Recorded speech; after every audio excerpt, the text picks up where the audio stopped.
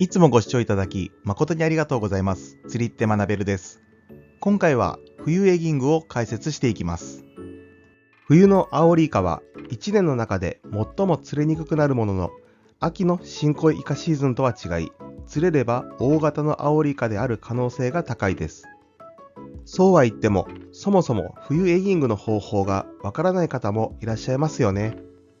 春や秋と同じ感覚で釣りに行っても、ただただ寒い思いをして坊主なんてことになりかねません。でも大丈夫です。この動画で冬エギングについて勉強すれば大型のアオリイカを釣ることができます。もしあなたがいわゆるオフシーズンと言われる冬でもアオリイカを釣りたいと思っているなら、この動画を最後まで見て一緒に冬エギングについて学んでいきましょう。そうすれば必ず冬のアオリイカに出会えるはずです。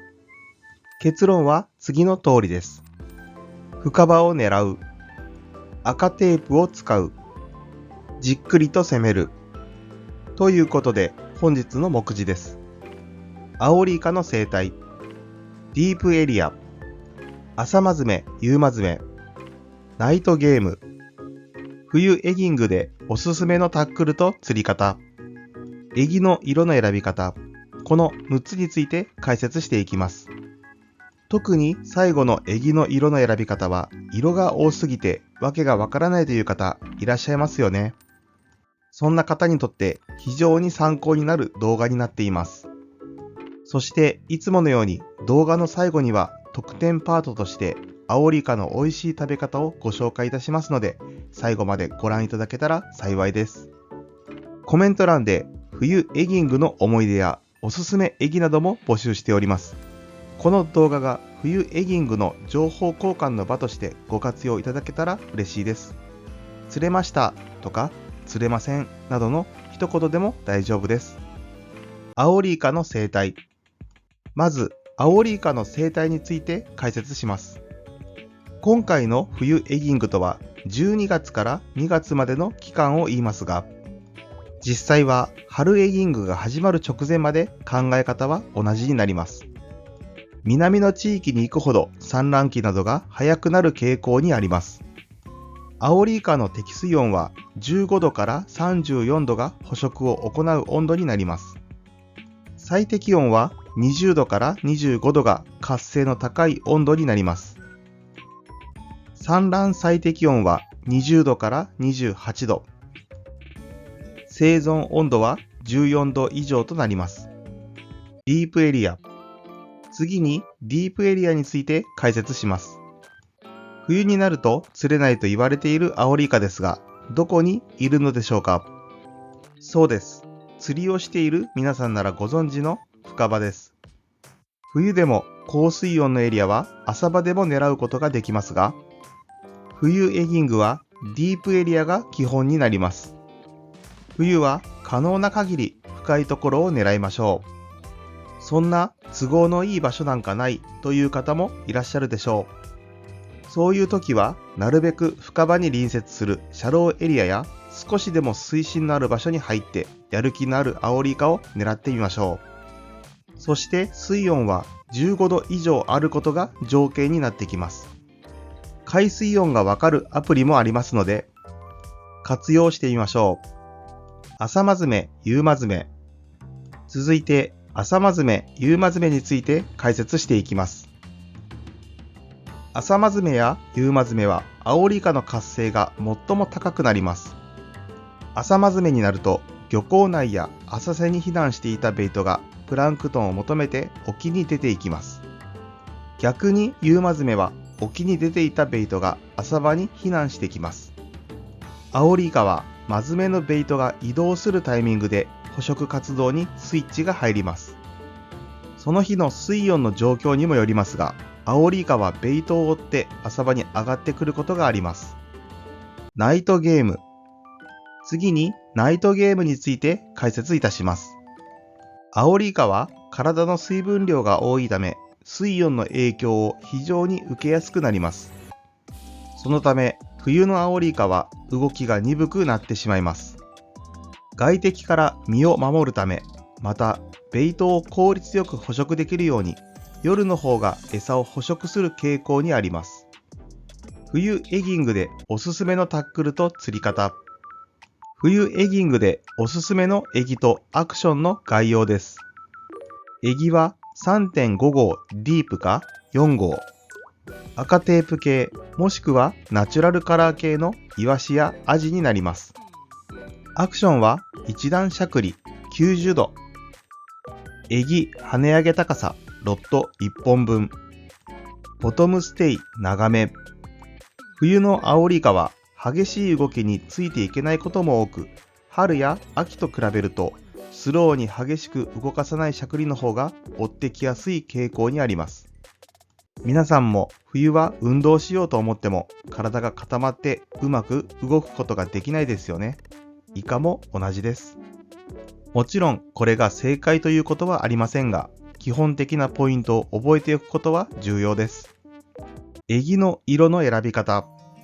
ここからはエギの色の選び方を解説していきます。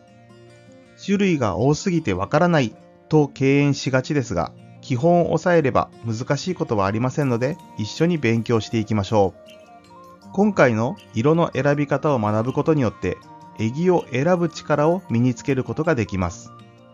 エギの色には様々な背中の色と下地の色があります。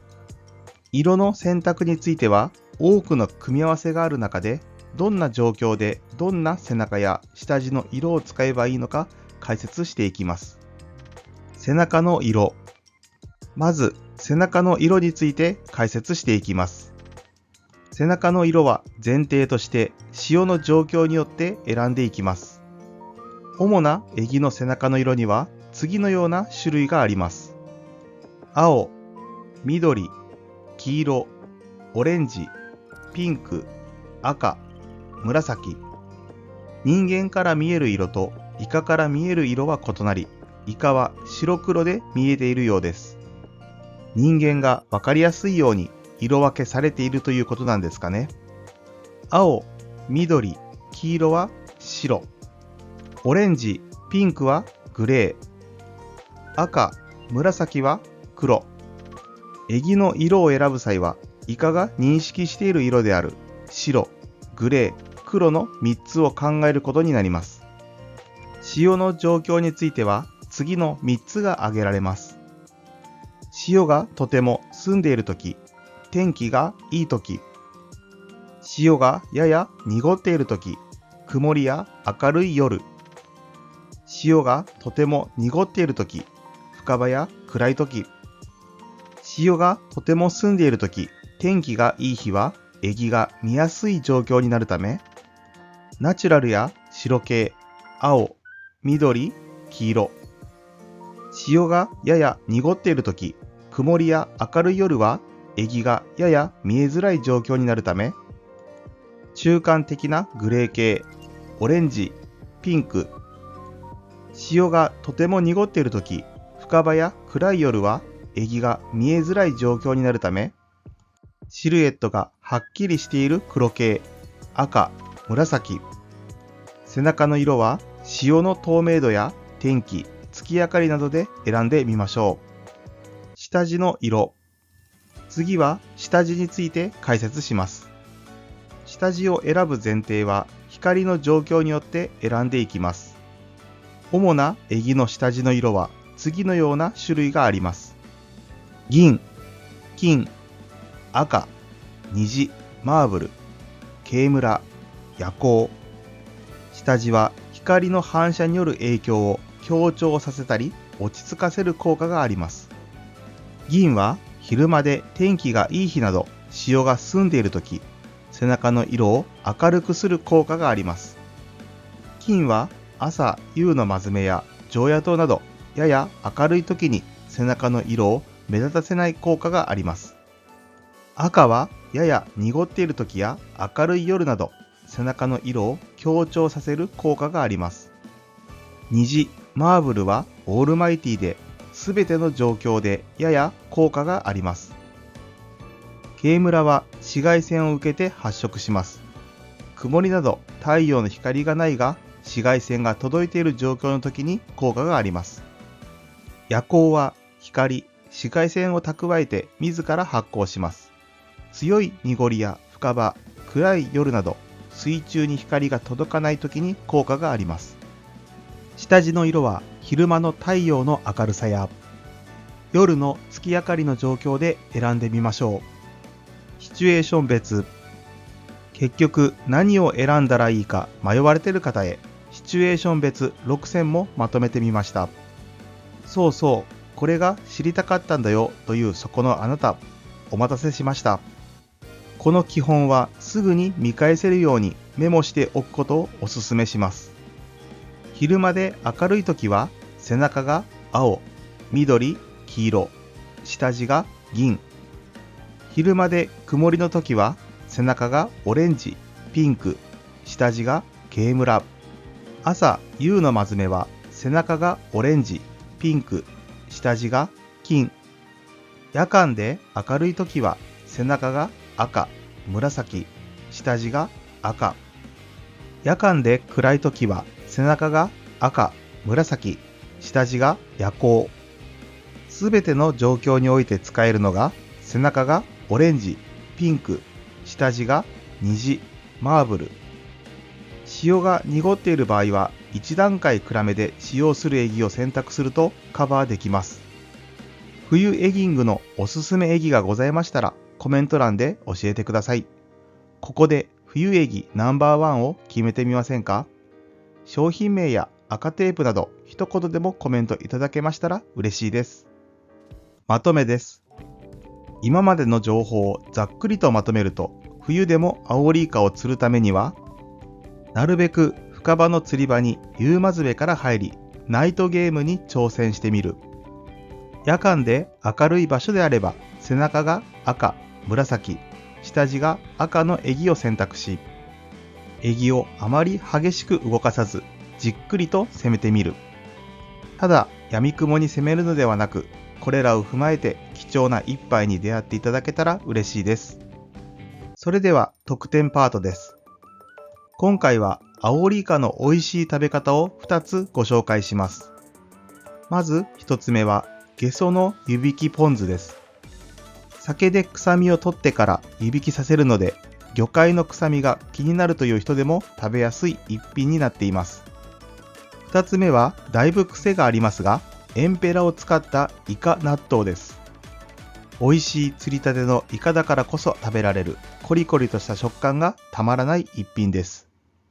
どうしても食べ方が決まってしまうアオリイカですが、こんな食べ方もあるよという方がいらっしゃれば、ぜひコメント欄で教えてください。今回の授業は以上となります。最後までご視聴ありがとうございました。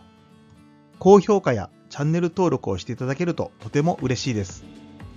また次回の動画でお会いしましょう。